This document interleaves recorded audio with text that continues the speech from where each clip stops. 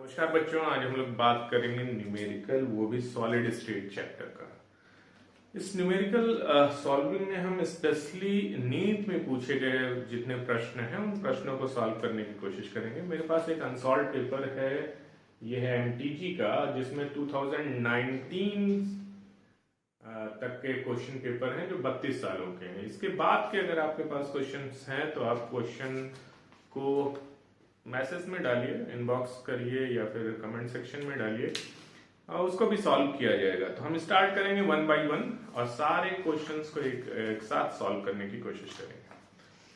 चलिए, पहला जो प्रश्न है सॉलिड स्टेट का वो है compound is formed by cation of C. C is forming cation and anion of A. Anion of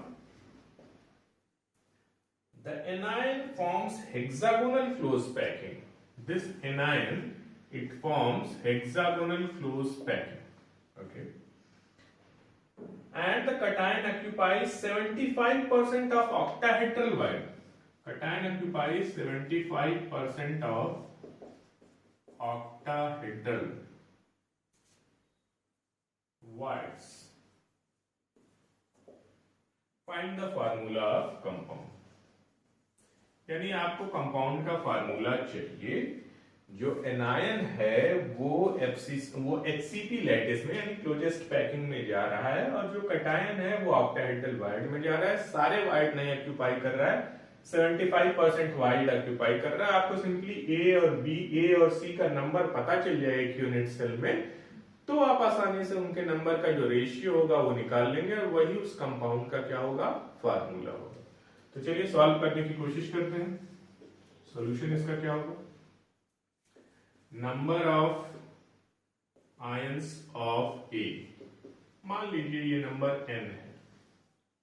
hexagonal close packing में अगर ये जाएंगे तो ये 6 आपको मिलेगा। यहां पे आप सिंपली n मान लीजिए, नंबर याद नहीं है तो भी कोई दिक्कत नहीं। अब ऑक्टाहेड्रल वाइड कितने होंगे, ऑक्टाहेड्रल वाइड n होंगे। क्लोजेस्ट पैकिंग चाहे वो HCP हो चाहे वो CCP हो, हर में जितने वाइड होंगे, जितने आयंस पैक होंगे उतने ही ऑक्टाहेड्रल वाइड होंगे, उसके डबल टेट्राहेड्रल वाइड होंगे, तो n वाइड होंगे। अब इस n का जो 75% है वो कटायन का नंबर है, क्योंकि इन्हीं वाइड में कटायन है। तो नंबर ऑफ C आयंस 75% यानी 75/100 इंटू n, ये 3/4 आ जाएगा, यानी आपको मिलेगा 3n/4। अब आप रेशियो निकालेंगे कटायन और एनायन का, तो कटायन है C, एनायन है A। C का नंबर है 3n/4 और A का नंबर है n, तो सिंपल ये रेशियो आ जाएगा 3:4, यानी फार्मूला हो जाएगा C3A4। ठीक है, तो आपके बुक में 4 ऑप्शन दिया गया है, इसमें जो डी ऑप्शन है ये है C3A4। It's very easy. अब हम दूसरे प्रश्न की बात करेंगे।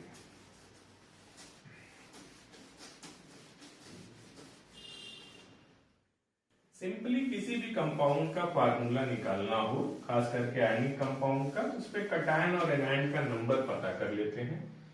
आयनिक कंपाउंड में कटायन नॉर्मली वाइड्स में होता है और एनायन जो है वो CCP या FCC या CCP अरे HCP किसी भी क्लोजेस्ट पैकिंग में पैक होता है।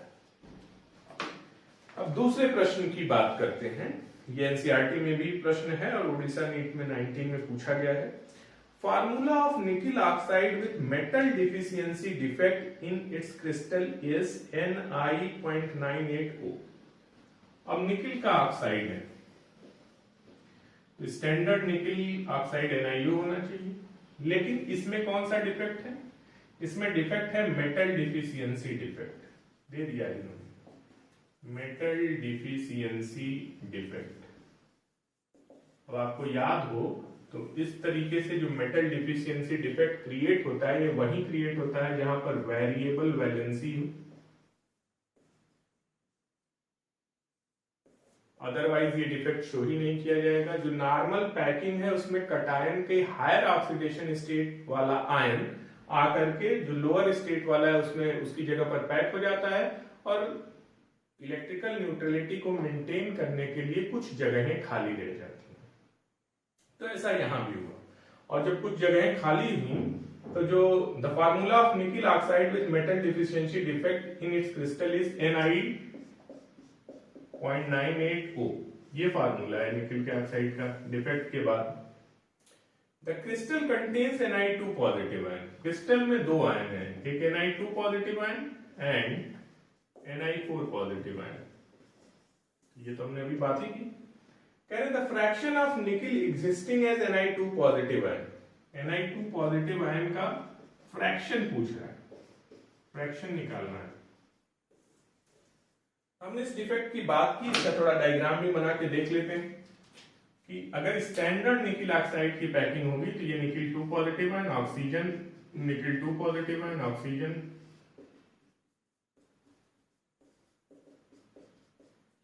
This is the standard packing.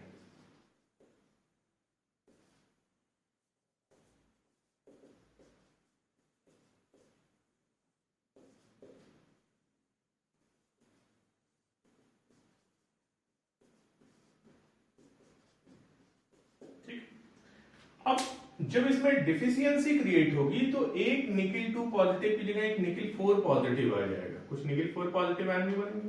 तो एक जगह अगर निकिल 4 आएगा तो एक जगह निकिल 2 पॉजिटिव आयन की वैकेंसी क्रिएट हो जाएगी, क्योंकि इसके पास 4 पॉजिटिव चार्ज आ गया है। तो दो निकिल की जगह एक निकिल 4 पॉजिटिव आ जाएगा, या ये कह लें कि जो दो एक्स्ट्रा पॉजिटिव आया उसको मेंटेन करने के लिए एक निकिल अपनी पोजीशन को क्या कर देगा, छोड़ देगा। तो यहाँ सिंपल क्लियर दिख भी रहा है इस पैकिंग में। अगर आप थ्योरेटिकली बात करें तो जितना निकिल 4 पॉजिटिव आएगा उतने निकिल कम हो जाएंगे, उतने होल क्रिएट हो जाएंगे। तो हम इस तरीके से भी इस क्वेश्चन को सॉल्व कर सकते हैं कि कितना फ्रैक्शन आया। या दूसरा एक तरीका है, ऐसे क्वेश्चन में जब हमको सॉल्व करना हो और कटायन जो डिफरेंट होंगे उन कटायन का फ्रैक्शन निकालना हो, तो हम ये ध्यान रखते हैं कि जब भी डिफेक्ट क्रिएट होगा किसी भी आयनिक कंपाउंड में तो उसके जितने पॉजिटिव का चार्ज होगा और जितना निगेटिव चार्ज होगा दोनों चार्ज बराबर होगा, आयन तो नहीं बराबर होंगे, चार्ज बराबर होगा। यानी हम यहां कह सकते हैं positive charge is equal to negative, total positive charge is equal to total negative charge। अब यहां पे पॉजिटिव चार्ज दो हैं, कुछ Ni4 है और कुछ Ni2। तो हम देखेंगे कि कितने Ni4 है कितने Ni2 है, यही निकालना है इस क्वेश्चन में। हम मान लेते हैं कि Ni2 पॉजिटिव आयन का जो नंबर है वो x है, तो Ni4 पॉजिटिव जो होगा वो अगर इसको 100 मान लें तो 98, सॉरी इस रेशियो को 100 और 98 मान लें, कैलकुलेशन आसान हो जाएगा। तो ये 98 माइनस एक्स हो जाएगा। अगर आप 0.98 मानेंगे तो इसको 1 मानना पड़ेगा, और कोई दिक्कत। तो दोनों ही तरीके से कर सकते हैं। अब इस टोटल पॉजिटिव चार्ज को काउंट कर लें तो x के पास टोटल पॉजिटिव चार्ज 2 है और 98 माइनस एक्स के पास टोटल पॉजिटिव चार्ज 4 है। ये total positive charge it is equal to total negative charge, oxygen कितना है 100, क्योंकि ऑक्सीजन को हमने 100 मान लिया था और टोटल निकिल को 98 मान लिया था। तो 100 इंटू ऑक्सीजन पे चार्ज कितना है 2, ये हो जाएगा 2x plus 392 minus 4x is equal to 200। ठीक, अब यहां से हम इसको सॉल्व करेंगे तो ये आ जाएगा -2x इज इक्वल टू, या प्लस 2x कर दीजिए, 392 माइनस 200, तो ये आ जाएगा 192। तो x इज इक्वल टू हो जाएगा 96, यानी x की वैल्यू 96 है, टोटल कितना है 98 है, यानी nickel 2 positive ion is equal to 96, तो nickel 4 positive ion is equal to क्या हो जाएगा 98 माइनस 96 2 हो जाएगा और टोटल कितना हो गया 98। और फ्रैक्शन निकालना है, फ्रैक्शन ऑफ निकल 2 पॉजिटिव, ये हो जाएगा 96 अपॉन 98, अप्रोक्सीमेटली 1 आएगा या 1 से कुछ कम आएगा, 0.9 के आसपास आएगा। बुक में एक ऑप्शन है a which is equal to 0.96, approximately equal to, क्योंकि अगर ये 100 होगा तब 0.96 होगा, तो ए ऑप्शन 0.96 का है, बाकी ऑप्शंस उसके आसपास नहीं है। तो I think it should be clear to you. Next है, नेक्स्ट में आने से पहले तो मिटा लेते हैं, तो ये क्लियर होगा। ये इस तरीके का एक न्यूमेरिकल आपको आयरन ऑक्साइड में भी मिल सकता है। आयरन ऑक्साइड में भी मेटल डिफिशियंसी डिफेक्ट होती है, वहां पे आयरन की 2 वैलेंसीज होती हैं, Fe2 और Fe3। तो Fe2 और Fe3 में जब Fe3 आएगा एक, तो 2 Fe3 जब आएंगे तो एक Fe2 की वैकेंसी क्रिएट होगी, क्योंकि एक Fe3 आने पे एक पॉजिटिव चार्ज एक्स्ट्रा होगा, 2 Fe3 आ जाएगा तो 2 पॉजिटिव चार्ज एक्स्ट्रा हो जाएगा, और 2 पॉजिटिव चार्ज एक्स्ट्रा हो जाएगा तो एक वैकेंसी यानी एक आयरन हट जाएगा to maintain the electrical neutrality. अब हम तीसरे प्रश्न की बात करते हैं। तीसरा जो प्रश्न है वो है iron exhibits BCC structure eight room temperature. ठीक है भाई, रूम टेम्परेचर पर जो आयरन है ये BCC है, ठीक है। अब एबव 900 डिग्री सेंटीग्रेड, 900 से ज्यादा जब हीट कर देते हैं तो ये FCC में बदल जा रहा है। अच्छा, the ratio of density of iron at room temperature to that of 900 degree centigrade is, यानी हमको निकालना है density at room temperature upon density at room temperature upon density at 900 degree centigrade, इसका रेशियो निकालना है।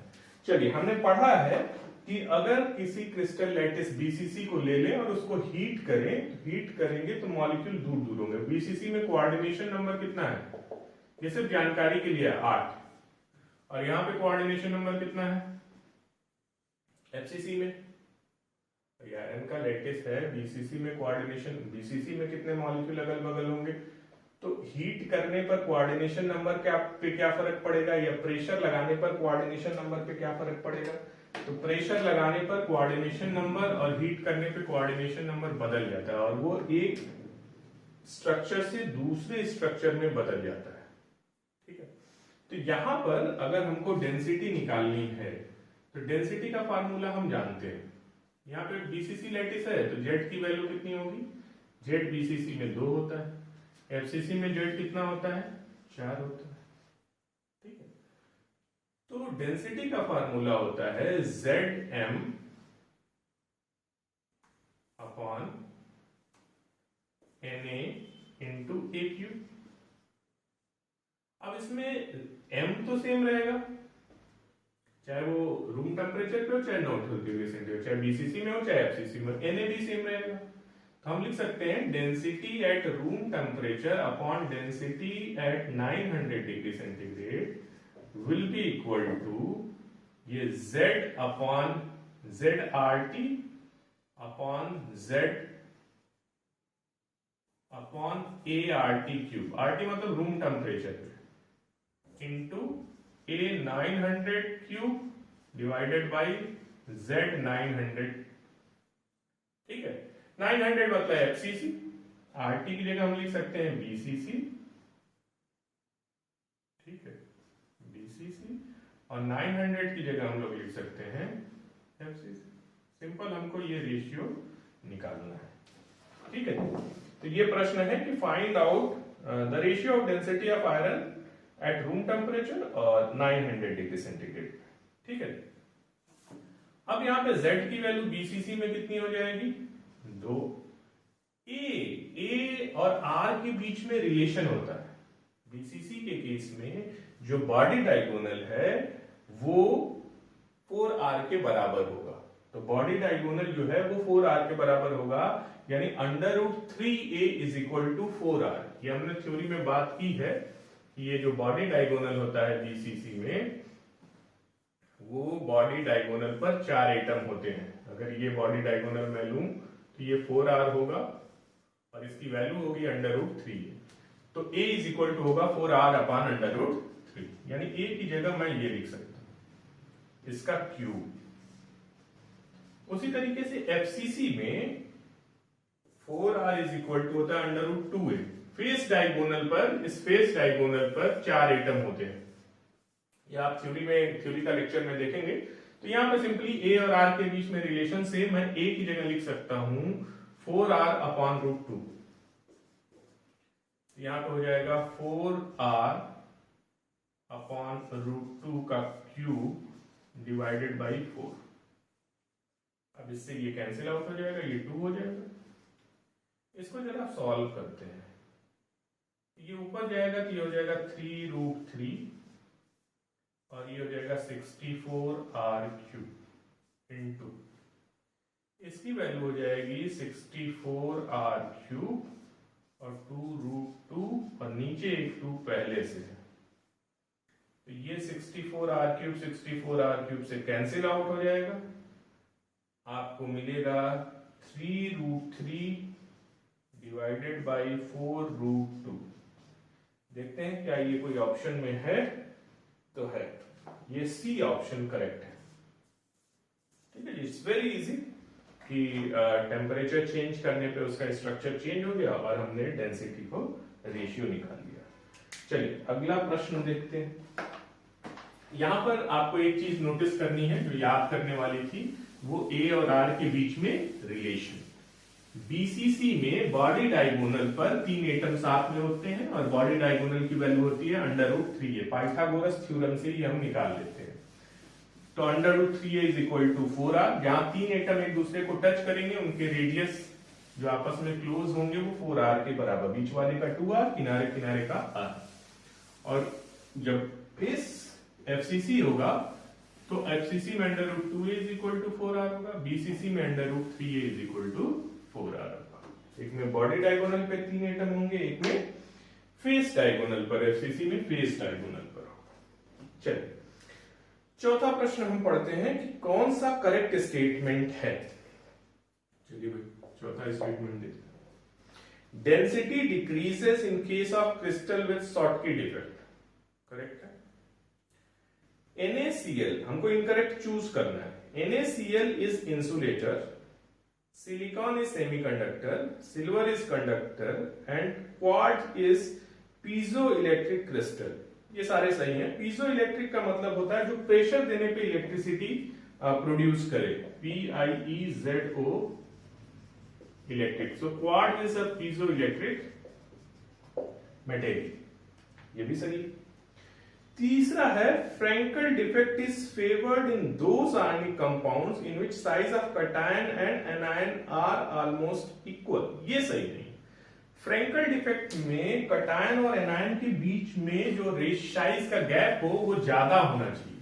ये शॉर्टकी डिफेक्ट की property है। जब कैटायन और एनायन की साइज ज्यादा होगी तो एनायन पैक होगा और जो वायर्ड है उस वायर्ड में कैटायन आसानी से चला जाएगा अगर डिफरेंस ज्यादा। तो फ्रैंकल डिफेक्ट में जो रिक्वायरमेंट है वो रिक्वायरमेंट ये है कि कैटायन और एनायन के बीच में जो साइज का डिफरेंस है वो ज्यादा होना चाहिए।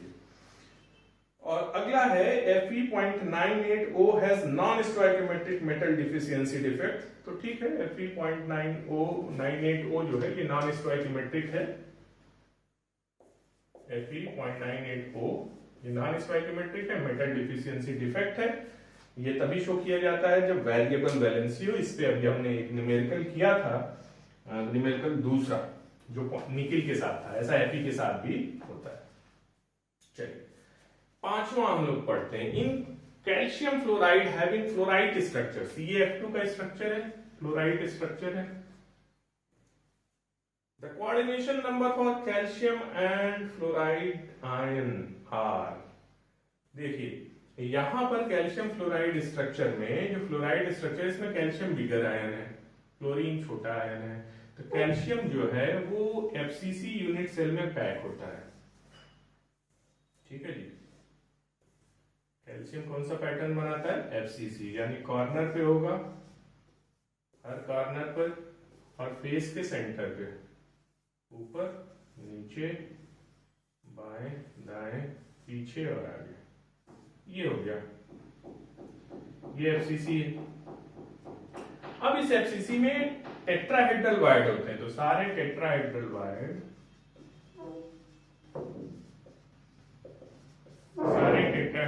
फ्लोरीन ऑक्यूपाई करता है, और जो एफसीसी पैटर्न है वो कैल्शियम शो करता है। ठीक है, तो जो टेट्राहेड्रल वायर्ड है वो कौन ऑक्यूपाई करेगा? फ्लोरीन ऑक्यूपाई करेगा।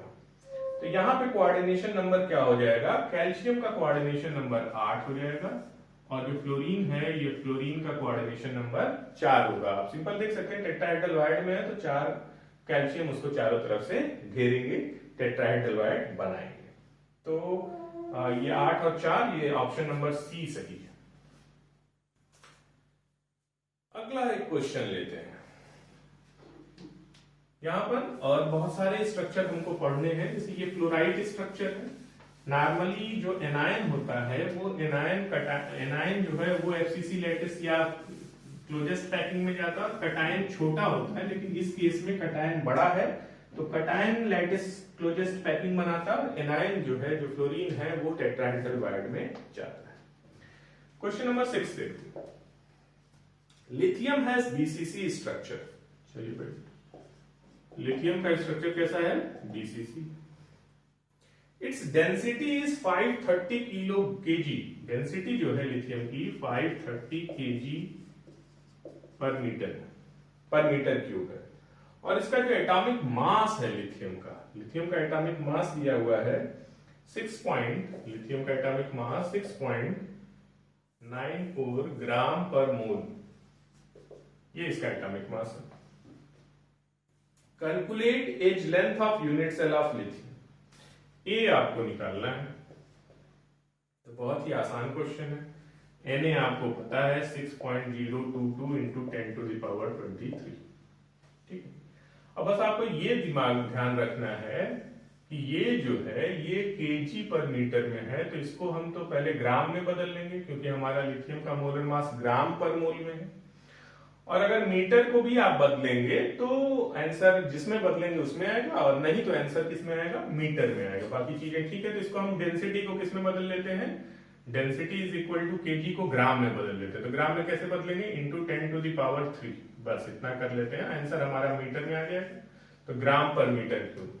अब हम जानते हैं डेंसिटी के फार्मूले से, डेंसिटी इज इक्वल टू, यहाँ डेंसिटी का फार्मूला जब भी लगाएंगे तो यही ध्यान रखना है कि जब भी क्वेश्चन आए तो यूनिट का ध्यान रखना है, क्योंकि मोलर मास जब भी दिया रहेगा तो ग्राम पर मोल में दिया रहेगा, और डेंसिटी अगर ग्राम में नहीं दी है, केजी में दी है, तो इसको ग्राम में बदल लेंगे।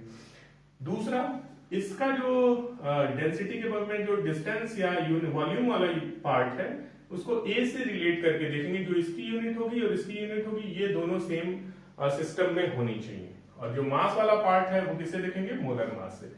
बाकी किसी की यूनिट है नहीं, जेड की यूनिट नहीं है, एन की कोई यूनिट, एनए की यूनिट नहीं है, तो Z M upon NA into a cube, ये फार्मूला लगाएंगे, यहां से ए निकाल लेंगे, ए क्यूब की वैल्यू, फिर उसका रूट क्यूब निकाल लेंगे, तो ये हो जाएगा Z M upon NA into D. Z की वैल्यू बीसीसी के लिए कितनी है? 2, ये 2 हो जाएगा, ये हो जाएगा 6.94, यहाँ पे Na 6.022 into 10 to the power 23, और डेंसिटी जो है, डेंसिटी की वैल्यू हो जाएगी 530 इंटू 10 टू द पावर 3 ग्राम पर मीटर क्यूब।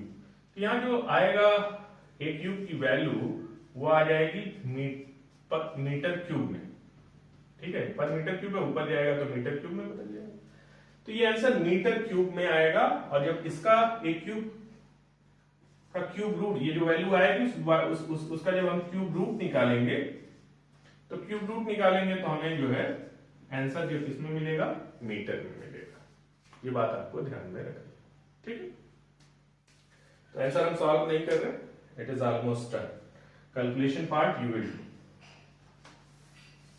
अब 7वें क्वेश्चन, यहाँ बस यही ध्यान रखना है, यूनिट का ध्यान खास करके रखना है कि डेंसिटी की जो यूनिट है उसमें मास वाला पार्ट मोलर मास के ग्राम से मैच करे, या मोलर मास को आपने ग्राम में बदल नहीं है, डेंसिटी वाले को अगर केजी में दिया है तो ग्राम में बदल, और जो वॉल्यूम वाला पार्ट है वो ए से मैच करना चाहिए, उसका यूनिट है।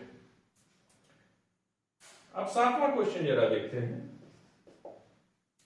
The ionic radii of A positive and B negative are, दो हैं, एक पॉजिटिव है और बी नेगेटिव है, इनके आयनिक रेडियाई दिए हुए हैं, ये है 0.98 into 10 to the power -10 metre, और बी का दिया हुआ है 1.81 इंटू 10 पावर -10 मीटर, दोनों दिए हुए हैं। कोऑर्डिनेशन नंबर चाहिए, अगर ये दोनों मिलकर के एक कंपाउंड बनाते हैं ए बी, तो इसका कोऑर्डिनेशन नंबर ए और बी का पूछ रहा है, नहीं, किसका चाहिए, the coordination number of each ion in A and B, दोनों आयन के कोऑर्डिनेशन नंबर पूछ रहा है। तो कोऑर्डिनेशन नंबर निकालने के लिए हमको इनका फार्मूला पता होना चाहिए कि किस तरीके की पैकिंग हो रही है। पैकिंग जानने के लिए हमको रेडियस रेशियो रूल से पढ़ना पड़ेगा, ये पढ़े हम अपने थ्योरी क्लास में, radius ratio rule, radius ratio rule से हम पता कर सकते हैं कि इसका पैकिंग किस तरीके का है। तो r cation upon r anion is equal to ये आ जाएगा, यहाँ डिवाइड करके निकालेंगे, तो यहां पर जब आप डिवाइड करेंगे तो लगभग ये वैल्यू कितनी आ रही है, 1/2, ये आ जाएगा 98 है, तो लगभग 1/2 आएगी, अप्रोक्सीमेटली 1/2, ठीक है, 0.5 के आसपास आएगी। ये रेंज जो रेडियस रेशियो रूल में आएगा वो आएगा 0.414 से 0.732 के बीच में, क्या ऐसा है? जो इसका कोऑर्डिनेशन नंबर आएगा, सॉरी ये जो रेशियो आएगा, ये रेशियो में आपने रेडियस रेशियो रूल पढ़ा होगा, तो रेडियस रेशियो रूल में हमारे पास जो रेंज है वो 0.155 से 0.225, सॉरी 0 से 0.155, यहाँ तो कोऑर्डिनेशन नंबर 3 होगा, 0.155 से 0.225, यहाँ कोऑर्डिनेशन नंबर 4 होगा, टेट्राहेड्रल पैकिंग होगी, 0.225 से 0.414 और 0.414 से 0.732,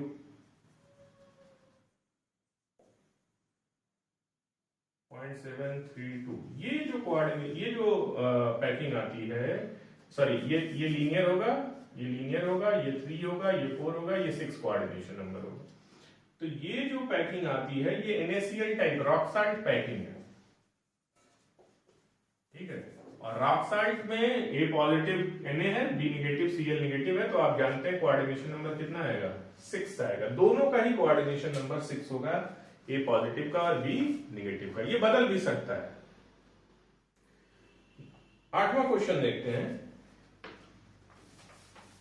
कोऑर्डिनेशन नंबर जरूरी नहीं कि आयनिक कंपाउंड में कटायन और एनायन दोनों का सेम हो, अलग अलग हो सकता है, जैसे अभी CF2 वाले में हमने देखा। 8वां प्रश्न ये कहता है कि the vacant space in BCC lattice unit cell, अब BCC में पैकिंग फ्रैक्शन कितना होता है, BCC सिंपल क्यूबिक में, सिंगल क्यूबिक में जो पैकिंग फ्रैक्शन होगा वो होगा 54. BCC में 68 होता है सिंपल यूनिफॉर्मली, तो 68 BCC की पैकिंग है, 74 FCC में होता है, तो 68 है, तो इसका जो खाली जगह होगा वो होगा 32% अनऑक्यूपाइड, ये सिंपली रटा हुआ पार्ट है। 8वां हो गया। 9वां प्रश्न देखते हैं। The correct statement regarding defect in crystalline solid, crystalline solid में डिफेक्ट में कुछ स्टेटमेंट है, उसमें करेक्ट कौन सा है बताना है। पहला है Frenkel defect decreases the density of crystalline solid, गलत है, शॉर्टकी डिक्रीजेस होता है। दूसरा Frenkel defect is dislocation defect, ठीक है, डिसलोकेशन है, या फिर आप ये कह सकते हो कि वाइड डिफेक्ट या इंटरस्टिशियल डिफेक्ट है। एक्चुअली इंटरस्टिशियल और वैकेंसी दोनों का मिक्स है, एक जगह वैकेंसी क्रिएट भी होती है और वाइड में जाता भी है। Frenkel defect is found in halide of alkaline metal, alkaline metal, देखो जो फ्रैंकल डिफेक्ट है उसमें डिफरेंस ज्यादा होना चाहिए कटायन और एनायन में, तो खास करके सिल्वर के हैलाइड या ट्रांजिशन मेटल हैलाइड में पाया जाता है। एल्कलाइन मेटल जो है उनकी साइज एल्कली मेटल की जो बड़ी होती है, ट्रांजिशन मेटल की तरफ जाएंगे तो साइज कम होगी, तो इधर से इधर जाएंगे उनके साइज डिक्रीज करेगी। तो यहाँ जो एल्कली मेटल है ये शॉर्टकी डिफेक्ट खास करके उनके हैलाइड शो करते हैं, और यहाँ पे सिल्वर का जो है ये फ्रैंकल डिफेक्ट शो करता है। सिल्वर ब्रोमाइड जो है ये दोनों शो करता है, शॉर्टकी और फ्रैंकल दोनों। तो ये भी गड़बड़ हो गया। Schottky defect has no effect on the density of crystalline solid, ये भी गलत हो गया, यानी हमारा बी पार्ट सही होगा, Frenkel defect is dislocation defect. अब इसके बाद एक और करते हैं 10वां क्वेश्चन।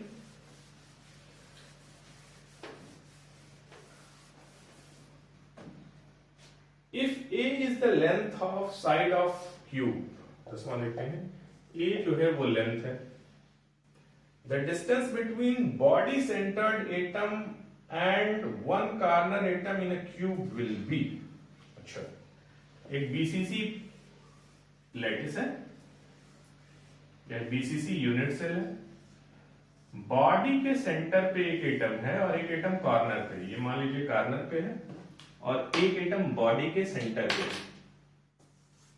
इनके बीच में डिस्टेंस पूछ रहा है। बहुत अच्छा। तो बीसीसी में अगर आप इसको थोड़ा और क्लियर बना लें, ये बॉडी डायगोनल है, ये बीसीसी का बॉडी के सेंटर पे है, तो ये जो कॉर्नर वाले एटम हैं ये बॉडी सेंटर वाले को टच करेंगे, ठीक है। तो ये जो है ये पूरा body diagonal √3a is equal to 4r होगा। अब ये पूरा बॉडी डायगोनल नहीं कह रहा है, कह रहा है बस आधा बताइए इस कॉर्नर से इस सेंटर के बीच में, ठीक है।